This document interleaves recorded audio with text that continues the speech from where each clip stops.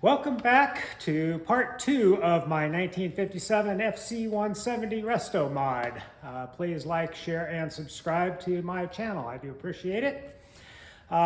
Before this went to the sandblaster, I took some time and peeled the very thick coating of undercoating out of the wheel wells. I wanted to see what kind of metal I had to work with there.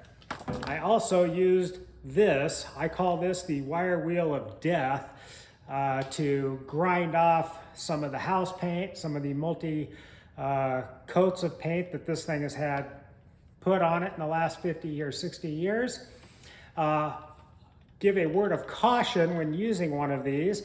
Full face shield, arm coverings, everything. It will throw pieces of wire at you. It will throw stuff into your skin and embed it in you.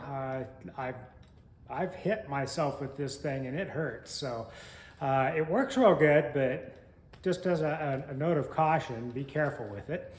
And here's what we look like underneath that. You can see where I scraped it, how clean the metal is in the wheel wells. That made me pretty happy there.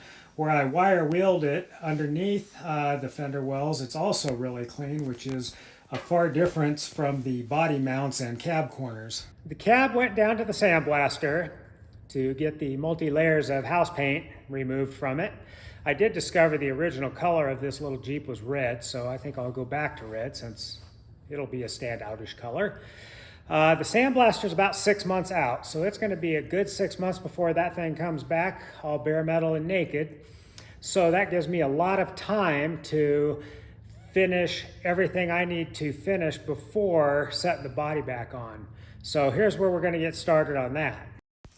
I, of course, again, take a picture of your computer. I called affordable fuel injection for the standalone engine harness on this one. I really like their harnesses. They're really nice plug and play, and they do come with a new prom chip. Every one of them I've used has worked just perfect.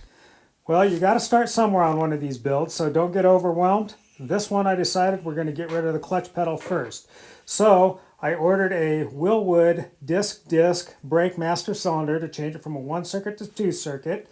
This also can be done with remote reservoirs or fixed reservoirs. I started off by cutting and drilling some 3/16 plate, and the side plates were easy. I just drilled them and cut them to existing bolt holes in the bracket assembly.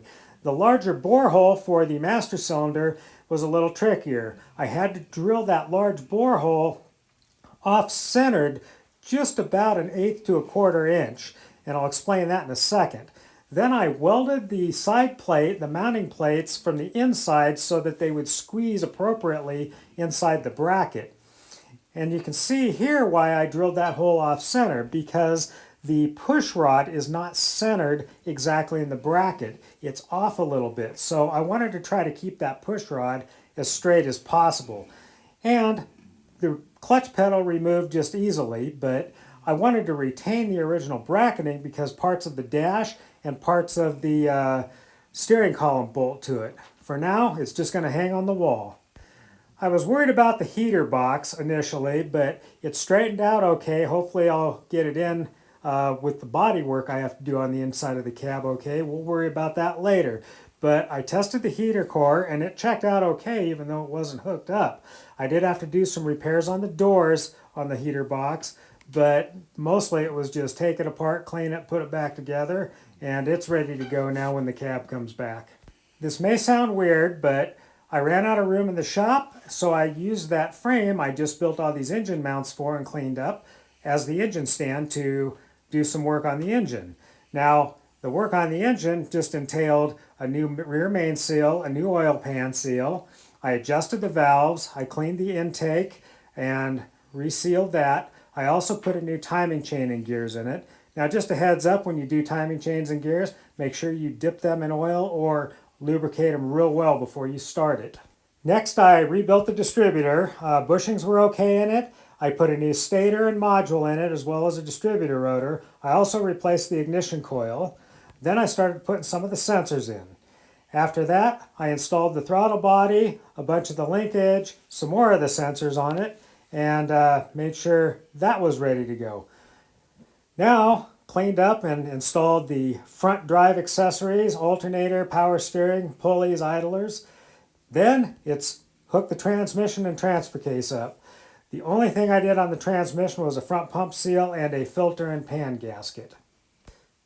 I found some headers that looked like they fit pretty well in this and cleared everything between the frame and the transmission. So I went ahead and bolted those up, as well as I hooked up all the strut rods that go from the engine to the K case and then the K case back to the transfer case. Now the transfer case is bad, so I just rebuilt it in the frame. Well, the reason the transfer case was making all the noise was the chain was a little sloppy and slapping around in it, so I just put a new chain in it. That was no big deal. I put front and rear output shaft seals in it and a new center case seal in it. All reassembled and ready to go. I always slide the slip yoke back into the transmission to keep it from leaking or getting dirt in it. Well, yay, after building the transfer case and making it a good usable unit again. After I finished, I stumbled across a guy selling a slip yoke eliminator kit for a 241C, and I decided that would be a huge improvement over the factory transfer case, which the slip yoke is part of. So I went ahead and bought this thing and rebuilt the transfer case twice. It was a lot of fun. No big deal there. Just a little bit of labor in the shop. The only part that did irritate me a little bit was I had already measured and had a drive shaft cut and balanced for this transfer case to the rear end. So now I'll have to have it retubed again, which will cost me $150, but oh well, sometimes you live and learn and don't get ahead of yourself. This is what a slip yoke eliminator tail shaft looks like on a 241C. Now, for this, I actually had to pull the transfer case completely out of the chassis onto the bench because you do have to pull out the front shaft, kind of get to everything. It took me about an extra 2 hours of time, start to finish, to install this kit. I think it's a much better system when I'm done. I don't have to worry about equal opposite angles. I've got a CV on the back of it now. I also don't have to worry about weird stress when that drive shaft tries to come up and slide. It can put load on the tail of the transfer case and can damage it. So this is a much stronger and I think a long-term solution for a heavier truck. You can buy power steering box kits for these FCs. There's a guy that builds them. My issue with that is if it goes out somewhere, how do I get it down the road? That's why I like trying to find stuff that is readily available at the parts house and I can just bolt it in if I need to. So here's what I came up with. This is a power steering box out of a 1990 Toyota truck. It's got the right swing versus the column input, and it'll mount to the outside of the frame like the original steering box did. Now the original box went through this hole, but I'm going to have to alter that now. I started with the plasma torch, cutting the hole so that it would allow the pitman shaft to go through. Then I started cutting plates and drilling holes and tacking gussets and brackets in.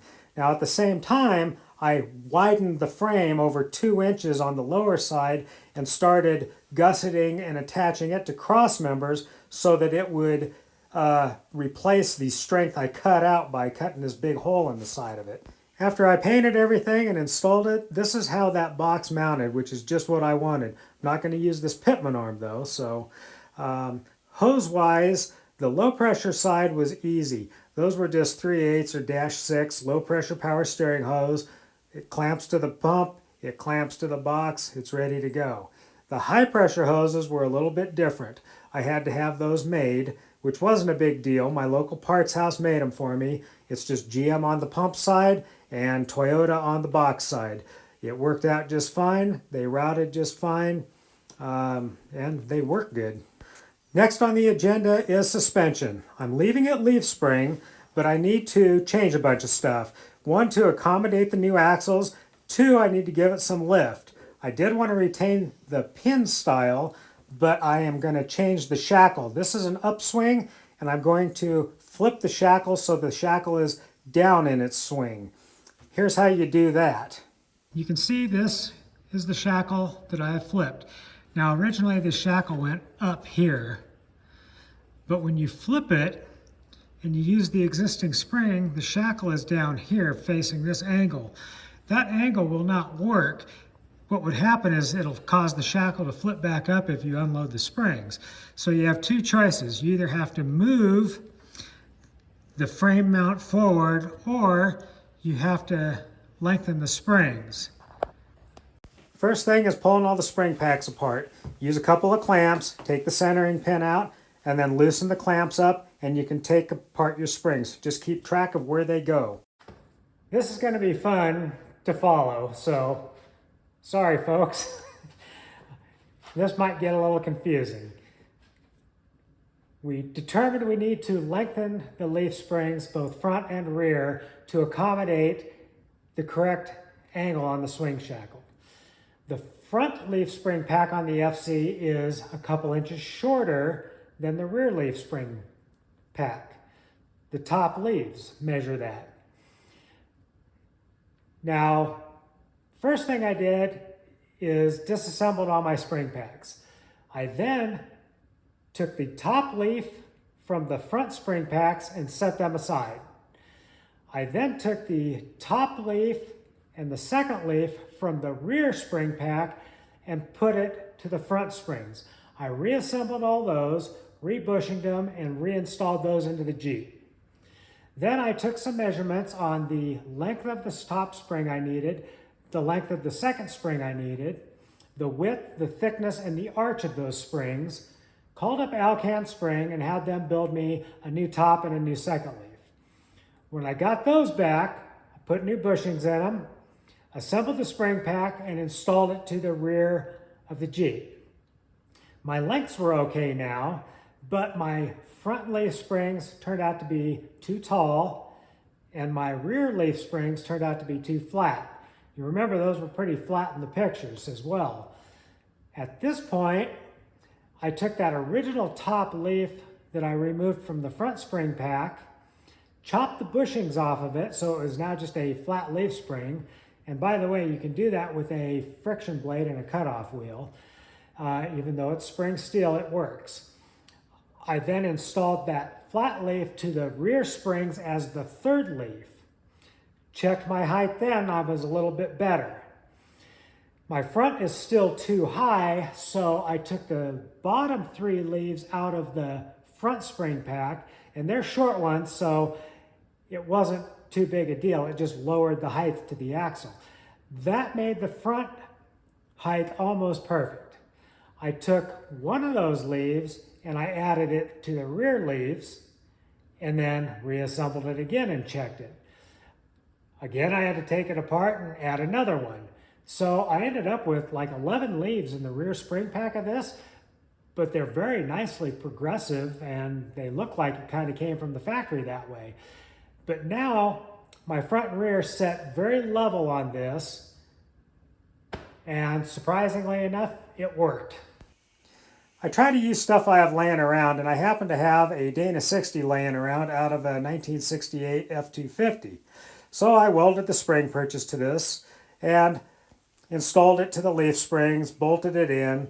Then I installed some weld-in brake caliper hangers because that's all I had, and they're about all that will fit because this is a narrow axle on an outboard spring. Didn't really like that. Everything was real close as far as the brakes go, and I had to use a low caliper to keep the clearance. I also didn't like how close the tires sat. But every now and then you get lucky. I was looking for a high pinion Dana 60 front end for another project, and I bought this whole truck. So I snaked the Sterling out of the rear end of this and decided to get rid of that Dana 60. Just like the transfer case, let's do it twice. The Sterling, I think, is a better choice than that old Dana 60. First of all, it's a wider axle, plus it's got a heavier weight rating. And all I had to do was weld the leaf spring purchase to it and shock tabs, and it was ready to bolt into the Jeep. The drive shaft interchange, that was no problem. The only thing I did have to purchase was the brake caliper hangers. Those I welded to that Dana 60, they're really not removable. So I bought these, and all the calipers and brake lines and everything else interchanged. So again, I think this is a much better unit than that Dana 60. Now that I was all finished up with the leaf springs and the axle conversion, you can see how these fit in, and it looks like they're supposed to be there. It looks like it came with it, and that's kind of the goal. That's going to do it for this video. Thanks for joining me. Please like, share, and subscribe to my page. I do appreciate it. Next time we are going to do some really weird front end work and steering linkage configuration. The guys that have cab overs and the guys that have these FCs will like it and understand. The other people out there are probably just going to laugh at me. That's okay. Thanks again. The rest of this video, I want to give a thumbs up to the full-size Invasion guys out in Moab last weekend. I didn't take my Cherokee, which was the original plan, but I did at least get my YJ out there, and we had some fun on the rocks. So we'll cue up the music and see you next time.